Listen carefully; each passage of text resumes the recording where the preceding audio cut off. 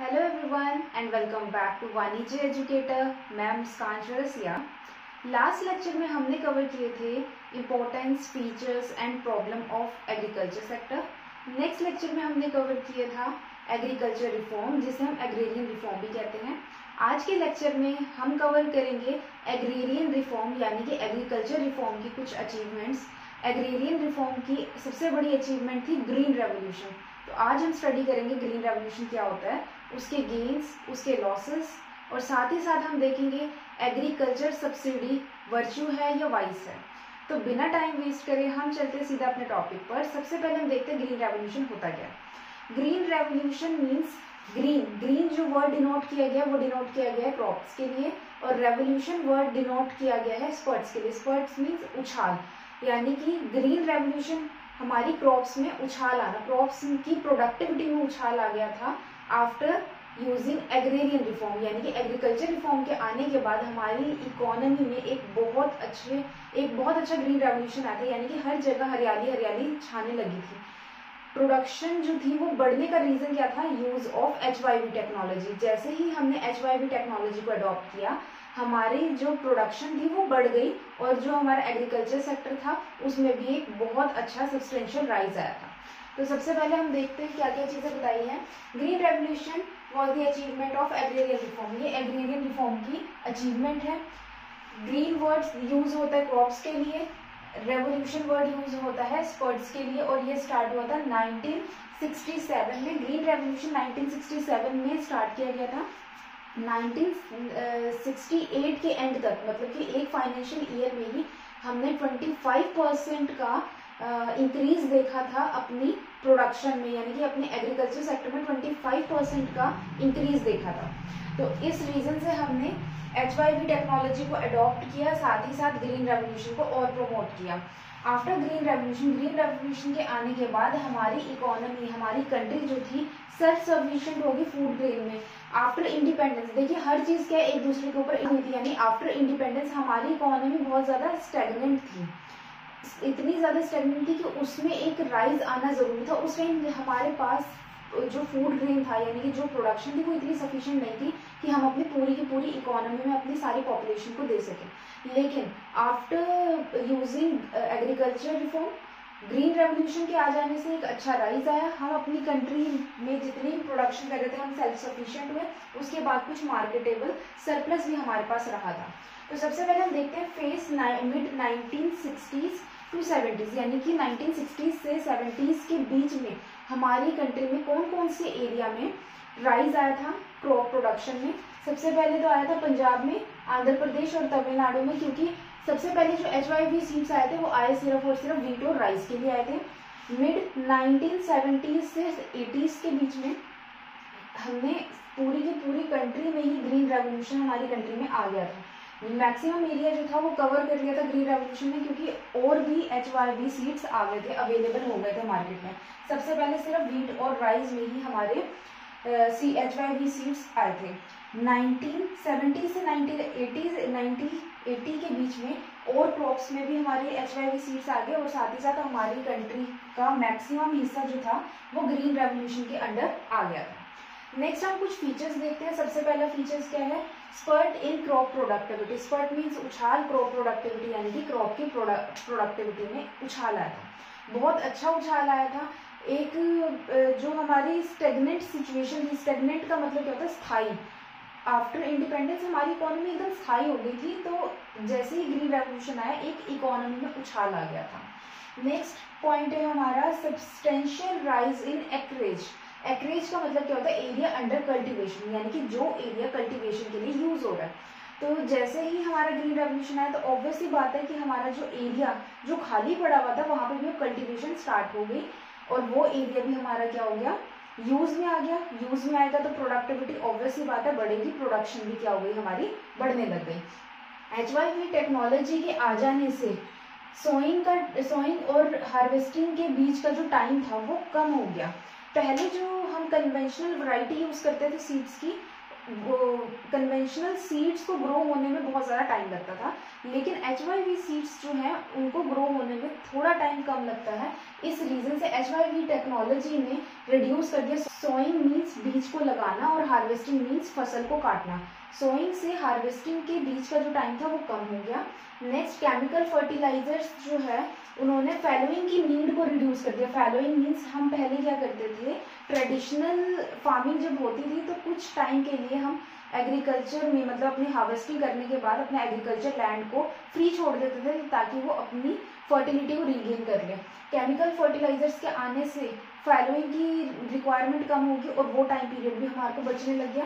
और double crop system, double cropping यानी कि एक साल के अंदर आप 2 अलग अलग क्रॉप्स को लगा सकते हो और 2 अलग अलग क्रॉप्स को हार्वेस्ट करके मार्केट में सेल आउट कर सकते हो। इससे भी एक बहुत अच्छा राइज आया हमारी कंट्री में और हमारी प्रोडक्टिविटी भी बढ़ी और हमारी कल्टीवेशन भी बढ़ने लग गई। नेक्स्ट पॉइंट आता है shifting from shifting from subsistence to. Subsistence farming होती है जो हम सेल्फ कंजम्पशन के लिए फार्मिंग करते हैं।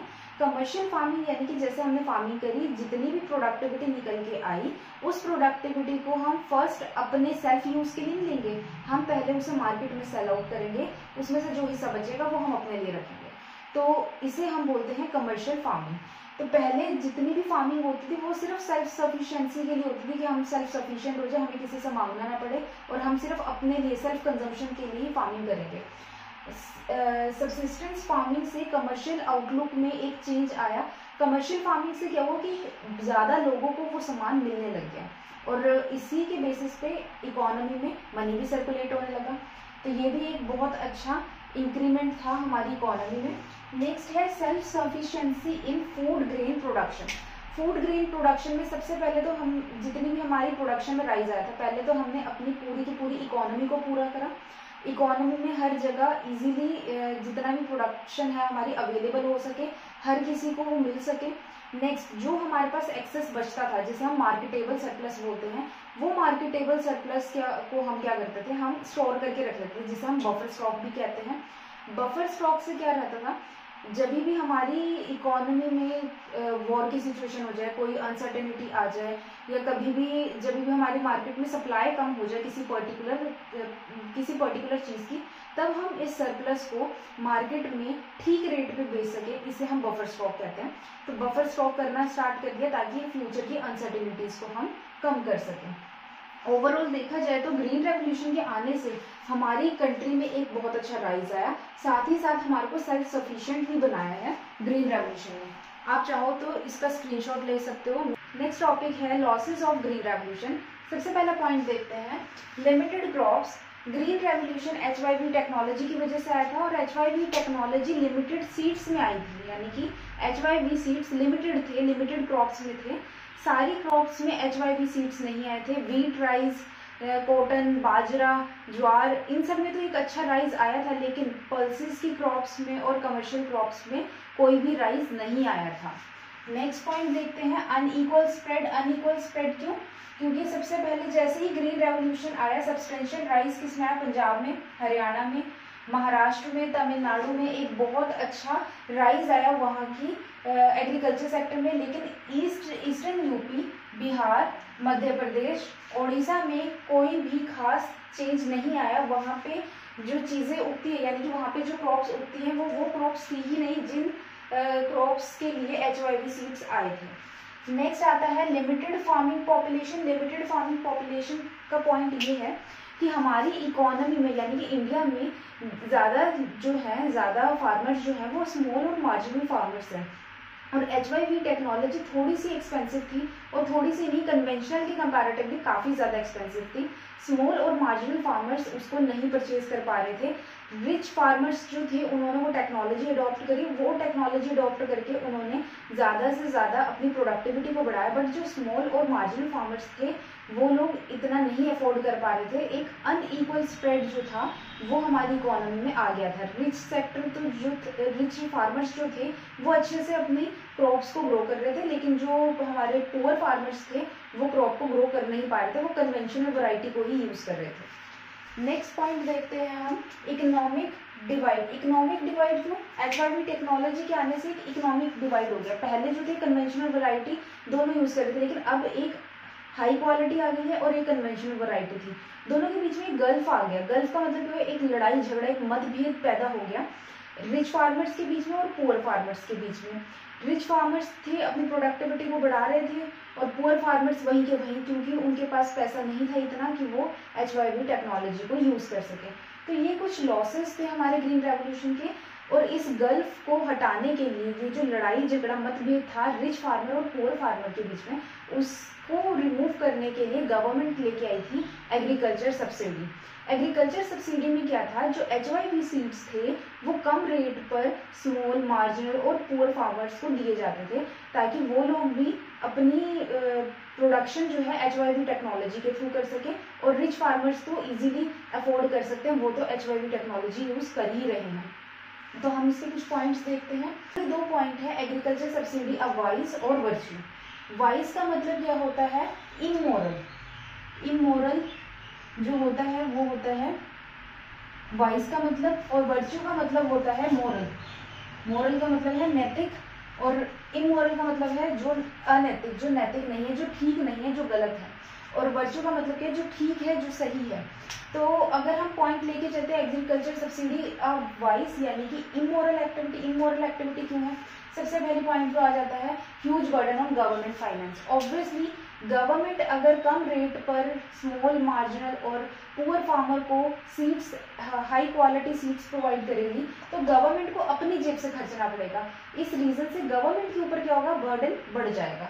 तो ये नेगेटिव पॉइंट है। नेक्स्ट आता है miss appropriated benefit. Miss appropriated benefit का मतलब क्या है? जो लोग स्मॉल, मार्जिनल और पुअर फार्मर्स में नहीं भी आते हैं, जिन फार्मर्स के पास अच्छा खासा एरिया है और अच्छा खासा पैसा है, वो लोग भी अपने आप को शो करते थे कि हम मार्जिनल और स्मॉल फार्मर हैं, और वो बेनिफिट लेना चाहते थे कि उनको भी HYV सीड्स जो हैं वो कम रेट पर मिल जाए। नेक्स्ट पॉइंट आता है वेस्टफुल कंजम्पशन। वेस्टफुल कंजम्पशन का मीनिंग ये है जब भी हमारे को कोई भी चीज़ कम रेट पर मिलती है, यानी कि जिस चीज़ को खरीदने के लिए हमें कम प्राइस पे करना पड़े, हम उस चीज़ की वैल्यू नहीं करते हैं। अगर हमें इतनी महंगी टेक्नोलॉजी गवर्नमेंट प्रोवाइड कर रही है, तो जो फार्मर्स है उन लोगों को उसकी वैल्यू नहीं पता लगेगी, और वो ज़्यादा एक्सेस क्या करेंगे? वेस्ट करना शुरू कर देंगे। गवर्नमेंट केमिकल फर्टिलाइजर्स में भी सब्सिडी दे रही थी, सीड्स में भी सब्सिडी दे रही थी, साथ ही साथ इलेक्ट्रिसिटी में भी सब्सिडी दे रही थी, और फार्मर्स उसका क्या कर रहे थे? मिस यूज़ कर रहे थे, और ज़्यादा से ज़्यादा उसको यूज़ कर रहे थे, जिसकी इतनी ज़रूरत भी नहीं थी। नेक्स्ट पॉइंट आता है एग्रीकल्चर सब्सिडी अ वर्च्यू यानी कि मोरल है। मोरल किस पॉइंट से? सबसे पहला पॉइंट क्या है? Eliminate the gulf between rich farmer and poor farmer. Rich farmer और पुअर फार्मर के बीच में जो गल्फ था, यानी कि जो दोनों के बीच में एक इकोनॉमिक गल्फ था, यानी कि रिच फार्मर ज़्यादा से ज़्यादा प्रोडक्शन कर पा रहा था और अपनी लैंड के ऊपर ज़्यादा से ज़्यादा इन्वेस्ट कर पा रहा था। पुअर फार्मर जो था वो ना तो ज़्यादा अर्न कर पा रहा था, रेवेन्यू जनरेट कर पा रहा था, ना ही उसके ऊपर इन्वेस्ट कर पा रहा था। तो ये गल्फ को क्या किया? एग्रीकल्चर सब्सिडी के आने से ये खत्म हो गई। नेक्स्ट पॉइंट क्या है? Government promote equity and growth. Government का जो मेन टारगेट क्या था कि पूरी इकोनॉमी में इक्विटी मीन्स इक्वालिटी, और ग्रोथ यानी कि जो हमारी प्रोडक्टिविटी है उसको बढ़ाने पे उनको फोकस था, ताकि वो ज़्यादा से ज़्यादा सारे के सारे फार्मर्स मिलके ज़्यादा से ज़्यादा प्रोडक्शन कर सके और ज़्यादा से ज़्यादा इकोनॉमी में ग्रोथ आ सके, सब इक्वली ट्रीट हो सके। आप चाहो तो इसका स्क्रीनशॉट ले सकते हो। अगर आपको लेक्चर अच्छा लगा तो लाइक, शेयर एंड कमेंट ज़रूर करना। And thank you.